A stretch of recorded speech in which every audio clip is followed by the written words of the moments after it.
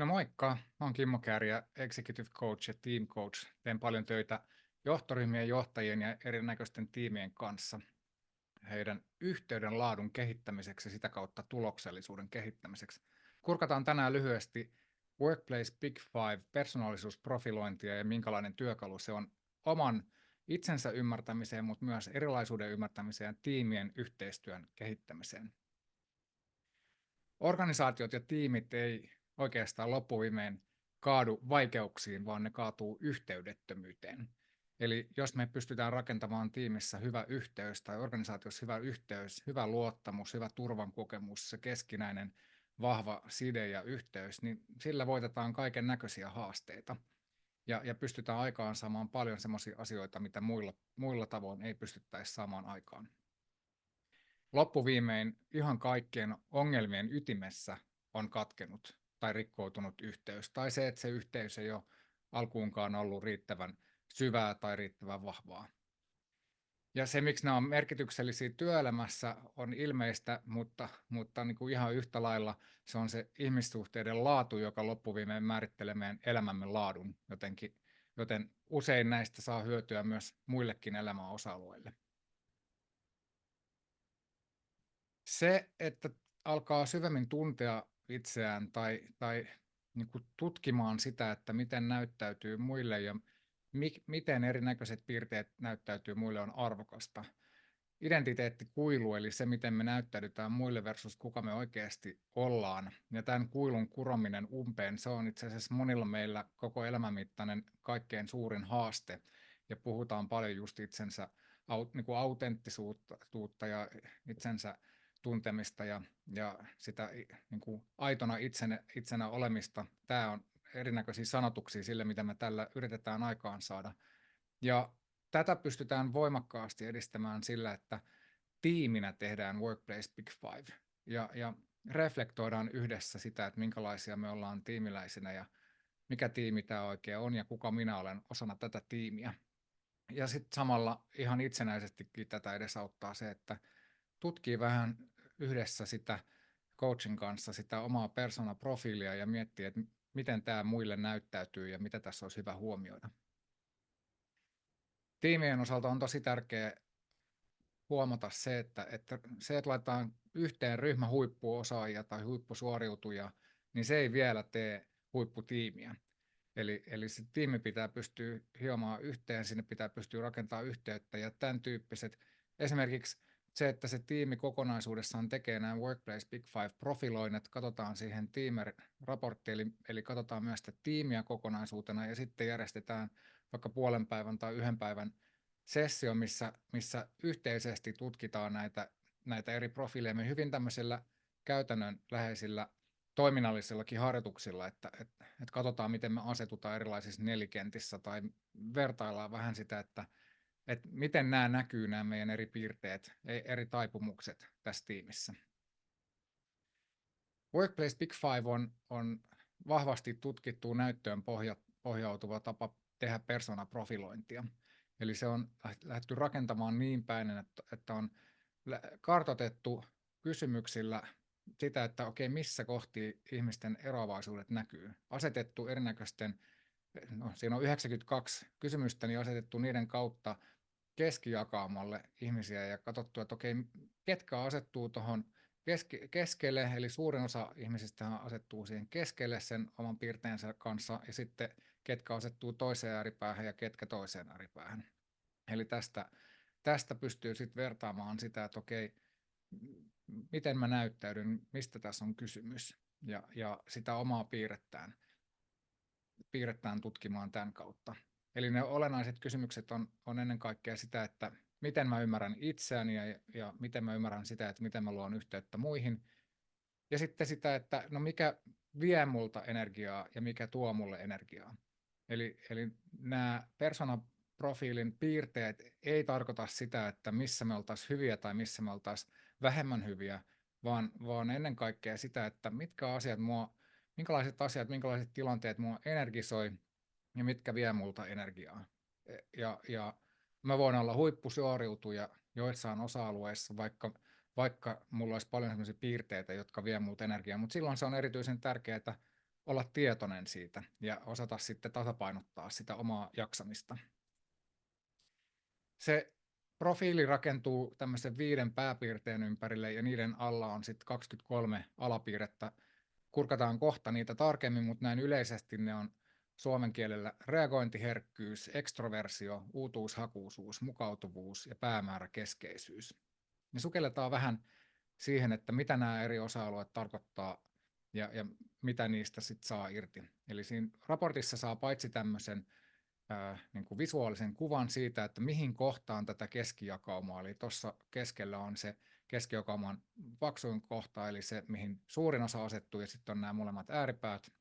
Kumpikaan ääripää ei ole missään näissä piirteissä toista parempi, tai mikään kohta tässä ei ole niin kuin toista parempi, vaan on erilaisia tilanteita, erilaisia rooleja, erilaisia tiimejä, missä niillä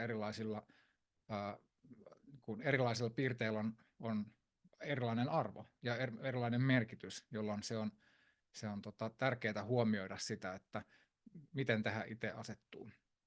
Ja siinä raportissa saa tosiaan tämmöisen visuaalisen kuvan siitä, että mihin kohtaan se oma piste tuossa milläkin kohdalla asettuu, ja sitten toisaalta saa sanallisia kuvauksia siitä, että no miten tämä yleensä näyttäytyy työyhteisöissä tai mitä tämän suhteen on hyvä huomioida. Kullekin tämmöiselle piirteelle tulee lisäksi tämmöinen indikaattori siitä, että minkä verran tässä on tilannekohtaisuutta tässä piirteessä. Eli onko tämä tämmöinen pysyväluonteinen, että se erinäköisissä tilanteissa se näyttäytyy, tämä mun luontainen mukavuusalue, että mikä mua energisoi, niin se näyttäytyy pääsääntöisesti samanlaisena. Vai onko se tilannekohtaista, eli se vaihtelee vähän sen tilanteen mukaan, vai onko se hyvinkin joustava, eli tämmöinen, että se huomattavasti joustaa eri tilanteissa. Yleensä jos asettuu jompaan kumpaan ääripäähän noista jossain piirteessä ja se on tämmöinen pysyväluonteinen, niin se on myös semmoinen piirre, jonka monet muut ympärillä on jo tunnistanut, että tämä on mulle luontainen taipumus. No katsotaan ensimmäisenä tämä reagointiherkkyys. Eli onko toi summamuuttuja on niin ikään kuin että onko mä enemmän niin kuin vakaa vai reaktiivinen, ja sen alla sitten 4 eri piirrettä, joista toi summautuu. Eli huolestuvuus, että onko mä yleensä rauhallisin mielin vai huolestunko ja murehdinko usein, ja sitten intensiivisyys, että onko mä enemmän yleensä tyyni vai voimakas temperamentti, minkälainen mun tilannetulkinta on, onko mä yleensä optimistinen vai vähemmän optimistinen, ja onko mun palautumisaika esimerkiksi konflikteista tai vastoinkäymisistä tai muista, niin toivonko mä nopeasti tilanteista vai toivonko hitaasti. Ja tässä näissä me voidaan asettua eri kohtiin näitä kutakin piirreominaisuutta. Ja se, mikä näistä sitten alkaa tekee kiinnostavaa, on näiden erinäköiset yhdistelmät, joita voidaan kohta katsoa tarkemmin.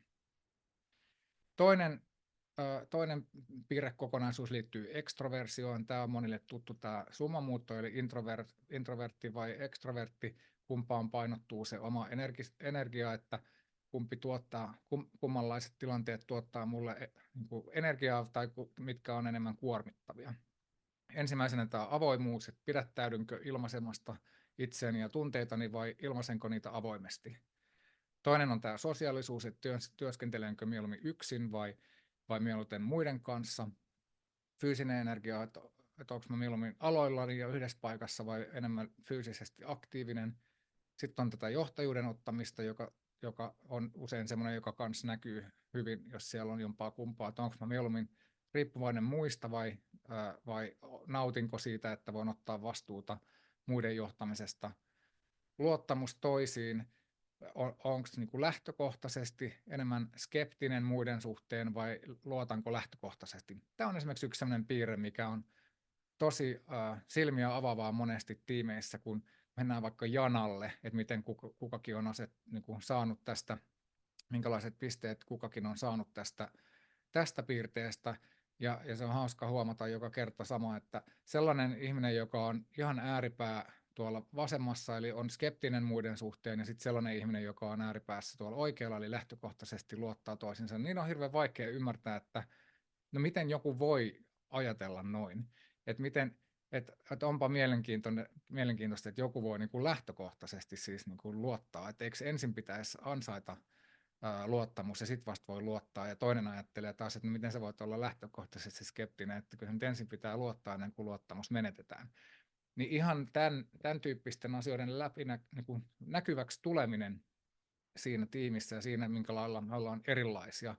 Ja sen ymmärtäminen, että itse asiassa kumpikaan ei ole parempi kuin toinen, ja että on esimerkiksi tiimin tehtäviä, missä se on erityisen tärkeää, että me ollaan tasapainottamassa tätä luottamusta, että millä tavalla me suhtaudutaan. Niin nämä on tosi arvokkaita, kun nämä tulee näkyväksi, ja aletaan sen myötä ymmärtää enemmän sitä, että maailmaa voi tarkastella toisillakin silmälaseilla, toisellakin tavalla. Ja sitten viimeisenä tässä kohtaa tahdikkuus, eli puhunko ilman, että erityisesti mietin sen seurauksia vai asettelenko sanani huolella ja harkitusti. Tämä on yksi aika tärkeä piirreulottuvuus sit erinäköisissä kombinaatioissa. Uutuushakuisuus, että onko enemmän säilyttäjä vai enemmän uudistaja, molempia ehdottomasti tarvitaan. Monesti tiimeissä tulee haasteita, jos tässä painottuu voimakkaasti jommalle kummalle reunalle esimerkiksi ne tiimiläisten piirteet. Ensimmäinen näistä on tämä mielikuvitus, että toteuttaako suunnitelmia vai luoko uusia suunnitelmia ja ideoita, että kumpi näistä on se, joka enemmän energisoi itseään.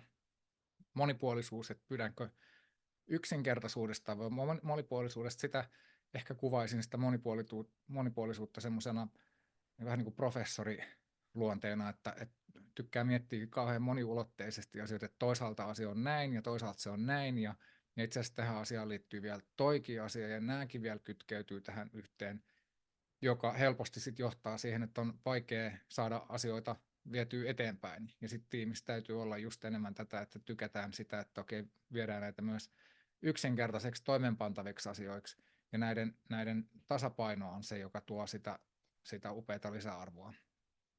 Muutos, että onko enemmän halua säilyttää nykyiset menetelmät vai onko mielellään viemässä muutosta eteenpäin ja innovoimassa.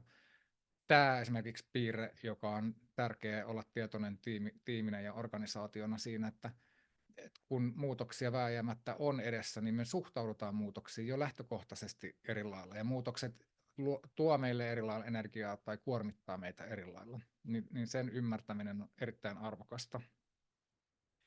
No sitten on mukautuvuus, joka tuolla pääsektorilla tai niin kuin summamuuttujana menee haastajasta mukautujaan. Eli jos katsoo noita alakohtia, niin muiden tarpeet ensimmäinen, että onko enemmän kiinnostunut omista tarpeista vai muiden tarpeista, tai kumpi näistä tuo enemmän energiaa siis. Ja sopeutuvuus sitten, että onko valmis kiivaisiin keskusteluihin ja väittelyihin vai hakeeko harmoniaa. Tämä on monessa tiimissä sen tiimin dynamiikan näkökulmasta olennainen muuttuja, joskin on myös tuo päätason muuttuja, että ollaanko me enemmän haastajia vai mukautuja tai mitkä osat tiimistä on kovia haastamaan. Vaatimattomuus, tämä on myös tärkeä erityisesti esihenkilöiden ja tiimivetäjien tai kaikkien muidenkin olla tietoinen siitä, että me ollaan hyvin erilaisia siinä, että kaipaako julkista tunnustusta vai kokeeko ne epämukavana. Eli olla tietoinen siitä, että tykkääkö toinen siitä, että sanotetaan ääneen ja kehutaan ääneen vai onko parempi kehua sitten kahden kesken tai pienemmällä porukalla.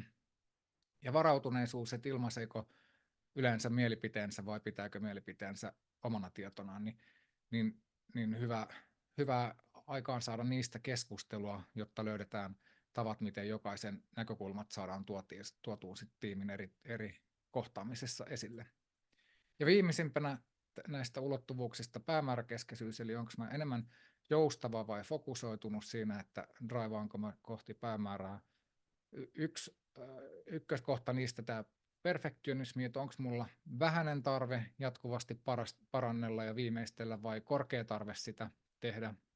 Kumpi näistä niin kuin energisoi, saanko mä enemmän energiaa siitä, että mä saan viilata ja parannella vai enemmän siitä, että pitää vaan saada asioita eteenpäin. Eli just jälleen kerran ei ole niin kuin parempi tai huonompi kumpikaan pääty tuosta piirteestä, vaan molemmat on arvokkaita.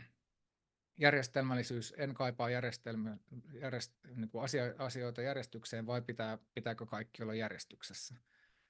Kunnianhimo, onko mä tyytyväinen nykyisiin saavutuksiin, onko se niin kuin enemmän energisoivaa vai haluanko mä jatkuvasti saavuttaa jotain uutta ja enemmän?